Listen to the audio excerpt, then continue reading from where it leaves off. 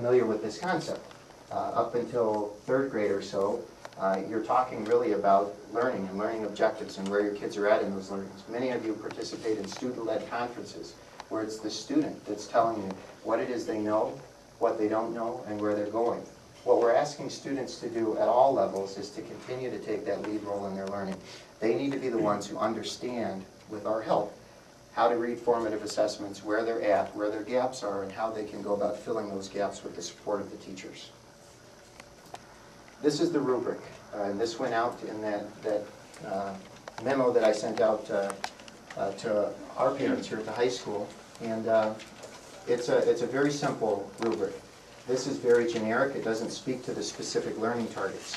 What you're going to see in the classroom is a rubric that speaks to the specific learning targets. So it will very clearly define for you, what does mastery mean?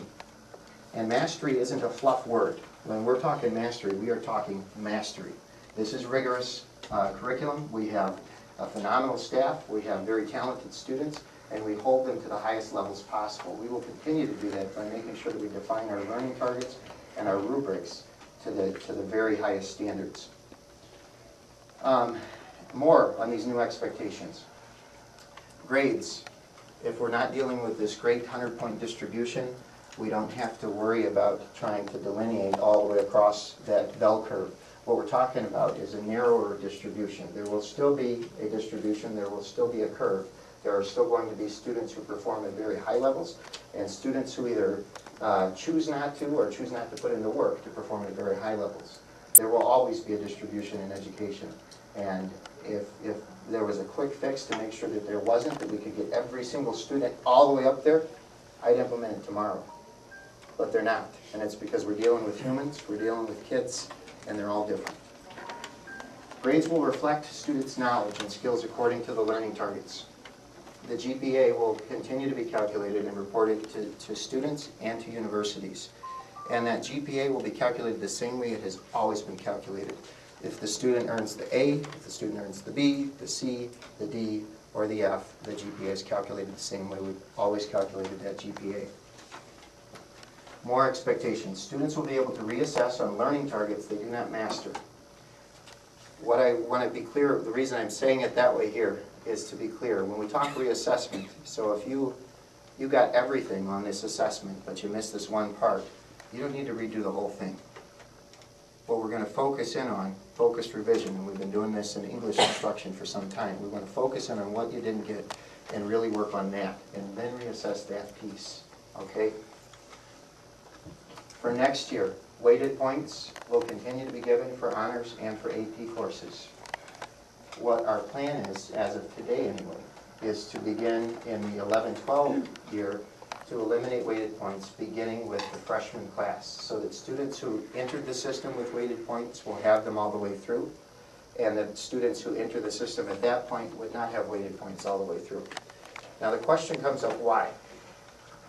And I apologize, I've got allergies here, so my voice goes up and down. Mrs. Blackburn told me I was in puberty again earlier.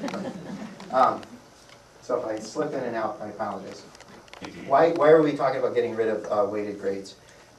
First I want to tell you there are other schools in our state who have already done this, who did it 5 years ago. Whitefish Bay, Nicolay, Arrowhead is having the same conversation we're having right now. So we're not alone in this. But the reason that we're looking at doing this is because as we move away from this ranking and distribution system, there becomes no purpose for this. When we report out students' GPA, and George Bonadur last year, and he's given me the okay to talk about him, he was our valedictorian. He had a 4.74 something GPA, off the charts, was accepted at Harvard University, chose to go to UW-Madison instead. Incredible kid, was part of our pilot work and has been a part of these discussions as we've had him over the last 4 years. When his GPA was reported to colleges and universities, it wasn't reported as 4.75 blank, blank, blank, blank, blank. We have to convert it back down to the simple 4.0 scale because every school reports it differently. So what the colleges and universities use is the filtered back down to the 4.0 scale. So George had a 4.0, mind you. He had an A+ on everything that he'd ever done. So it wasn't a question for him. But this inflated grading system that we have means nothing to colleges and universities. The only impact that it ever had was on class rank, and we recognize that, okay? As we move away from class rank, and the question we'll address it later, why are we doing that? But as we move away from class rank, weighted points become less and less important. There really becomes little to no purpose to them, okay? So this is where we get to some frequently asked questions, and these came about over the last 2 days as we've had these forums.